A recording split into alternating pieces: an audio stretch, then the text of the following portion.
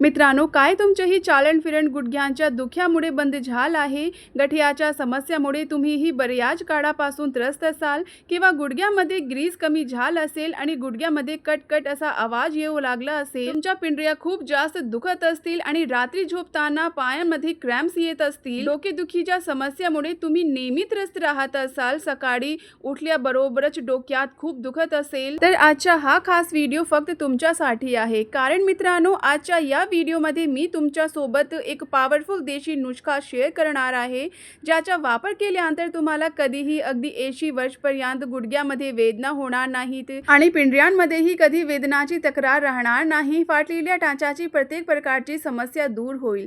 तर आजचा हा व्हिडिओ मुळापासून ते वृद्धापर्यंत सर्वजण वापरू शकतात आणि ही रेमेडी तयार करून तुम्ही तुमच्या प्रत्येक समस्येला मुळापासून दूर करू शकता. तर मित्रांनो, हे तयार कसं करायचं, याचा वापर कसा करायचा, या सगळ्या गोष्टी मी तुम्हाला सांगणार आहे. अगदी सोपी आणि सहज पद्धत आहे आणि हे जाणून घेण्यासाठी तुम्हाला हा व्हिडिओ शेवटपर्यंत अगदी लक्ष देऊन पाहावा लागेल, तेव्हाच तुम्हाला याचा चांगला रिझल्ट मिळेल. कारण ही रेमेडी खूप पॉवरफुल आहे, जी तुमच्या प्रत्येक समस्येवर 10 पट वेगाने परिणाम करते. तर सगळ्यात आधी मित्रांनो, ही रेमेडी तयार करताना तुम्हाला लागेल आल्याची साल आधी अशा पद्धतीने काढून घ्यायची आहे आणि आल्याचा एक छोटासा तुकडा घेऊन तो अशा पद्धतीने थोडासा कुटून घ्यायचा आहे. कारण मित्रांनो, आल्यामध्ये जिंजरोल नावाचा एक पदार्थ असतो, जो तुमच्या गुडघ्याच्या समस्येवर काम करण्यासाठी मदत करतो. यानंतर यामध्ये थोडंसं मीठ आणि साधारण अर्धा चमचा मोहरीचे तेल टाकायचे आहे. 4 ते 5 तुळशीची पान घ्यायची आहेत आणि या सगळ्या गोष्टी सगळ्यात आधी अशा पद्धतीने कोणत्याही सलबट्ट्यावर किंवा खलबत्त्यामध्ये व्यवस्थित कुटून घ्यायचे आहेत, अगदी बारीक वाटून घ्यायच्या आहेत. तर मित्रांनो, यामधील सगळा अर्क आणि यामध्ये असलेले सगळे घटक पूर्णपणे बाहेर येईपर्यंत हे सगळे तुम्हाला व्यवस्थित बारीक वाटून घ्यायचे आहे. आता मित्रांनो, तुमचा व्यय कितीही असो, तुम्ही जास्त व्यायाचे असाल किंवा तुमचा व्यय अजून खूप कमी असेल, पण जर तुम्हाला गुडघ्यामध्ये दुखण्याची समस्या असेल किंवा पायामध्ये आखड्याची समस्या असेल, नसामध्ये किंवा पायामध्ये ब्लॉकेजची समस्या असेल, ज्यामुळे चलनफिरण कठीण होत, तर अशा लोकांसाठी ही रेमेडी उपयोगी ठरू शकते. आता इथे मित्रांनो, तुम्हाला काय करायचे आहे, अशा पद्धतीने थोडासा कच्च्या हळदीचे पावडर घ्यायचे आहे आणि ते यामध्ये मिसळून घ्यायचे आहे. लक्षात ठेवा मित्रांनो, जर कच्ची हळद वापरली तर चांगला होईल, कारण बाजारामध्ये भेसळयुक्त हळद सुद्धा मिळते आणि तिचा तितका फायदा मिसळेच असं नाही. आता यानंतर मित्रांनो, तुम्हाला काय करायचे आहे, घ्यायचे आहे तुम्हाला लिंबू. कारण मित्रांनो, लिंबामध्ये सायट्रिक ऍसिड असतं. काही वेळा ज्या लोकांनी गावची समस्या असते, याच युरिक ऍसिड वाढत, ठीक आहे, त्यामुळे त्यांना चालणफिरण खूप कठीण होत. तर लिंबू जे असतं मित्रांनो, ते युरिक ऍसिड कमी करण्यास मदत करू शकतं. त्याचबरोबर वेदनामुळे अनेक लोकांना सूज येण्याची समस्या होते, तर ते सूज कमी करण्यास मदत करू शकता. आता इथे तुम्हाला मोहरीचे तेल घ्यायचे आहे आणि हे सगळं व्यवस्थित एकजीव करून घ्यायचे आहे. हा पेस्ट तुम्हाला काय करायचा आहे, एका मोठ्या भांड्यामध्ये घ्या आणि हा पेस्ट थोड्या वेळासाठी व्यवस्थित गरम करून घ्या. जास्त वेळ गरम करून नका मित्रांनो, कमीत कमी फक्त 1 ते 2 मिनिट लो फ्लेमवर हे गरम करून घ्यायचे आहे. मित्रांनो, पेस्ट थोडासा शिजला की त्यानंतर तुम्हाला घ्यायची आहे एक माचीसची काडी.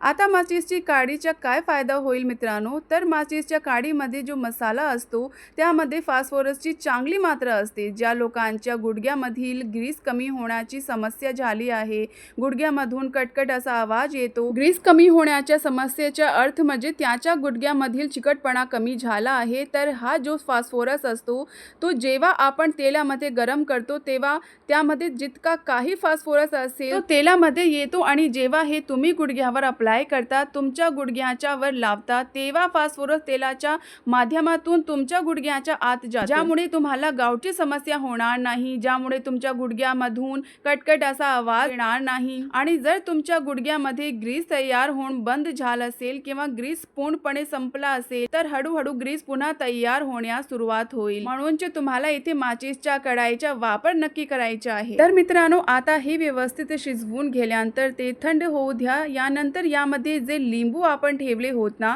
ते पिळून त्याचा वापर करायचा आहे. इथे मित्रांनो, हे जे लिंबाचा साल आहे ना, हे खूप जास्त फायदेशीर असतं आणि याचा वापर करून आपण आपल्या प्रत्येक प्रकारच्या समस्या दूर करू शकतो.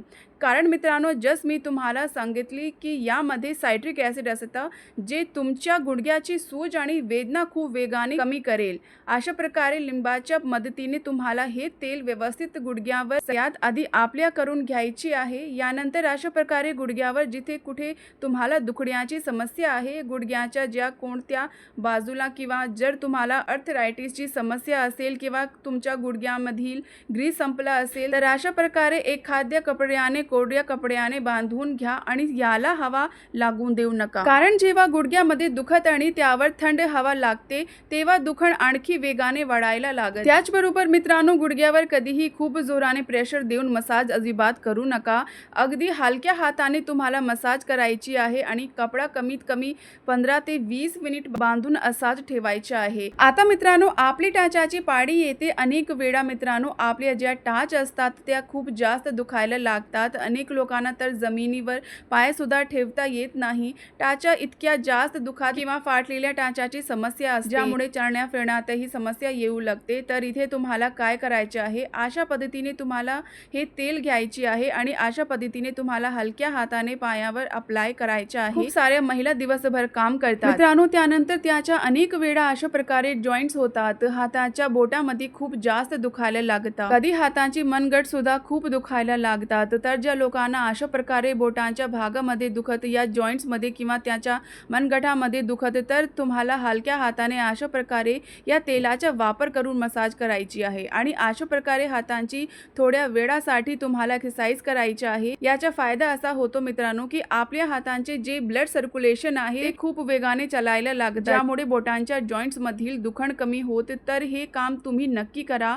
खूपच सिंपल आणि सोपी पद्धत आहे. कोणताही जास्त तामझाम नाही. अगदी सिंपल पद्धतीने वापर करून तुम्ही तुमची प्रत्येक समस्या मुळापासून दूर करू शकता. आता मित्रांनो, जे लोक डोकेदुखीच्या समस्येने जास्तीत जास्त वेळ त्रास असतात किंवा अनेक लोकांना सकाळी उठल्याबरोबरच डोक्यात खूप दुखत, अनेक वेळा आपण औषध घेतो पण प्रत्येक वेळी औषध घेऊ शकत नाही. तर हे जे आयुर्वेदिक तेल आहे हे तुमच्या डोकेदुखीमध्ये तुम्हाला फायदा देईल. जेव्हा कधीही तुम्हाला डोकं दुखत असेल मित्रांनो, तेव्हा अशा प्रकारे 2 ते 3 मिनिटांसाठी हे तुमच्या डोक्यावर लावून अशा प्रकारे मसाज करायचे आहे. यामुळे डोकेदुखीमध्ये हळूहळू आराम मिळायला लागतो. तर हे जे आयुर्वेदिक तेल आहे मित्रांनो, हे तुमचं ऑल इन वन आहे मित्रांनो.